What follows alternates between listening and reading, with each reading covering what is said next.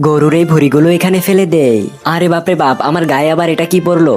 এই রে, কাম সারছে, চম্পার গায়ে ভুঁড়িগুলো পড়লো। এ চম্পা, আমি দেখে ফেলিনি, ভুলে পড়ে গিয়েছে। দেখে ফেলবে না, আমার একেবারে গলায় গিয়ে পড়েছে, অনেক দুর্গন্ধ আসছে এগুলো থেকে। আরে বলছি তো, আমি দেখে ফেলিনি, ভুলে পড়ে গিয়েছে।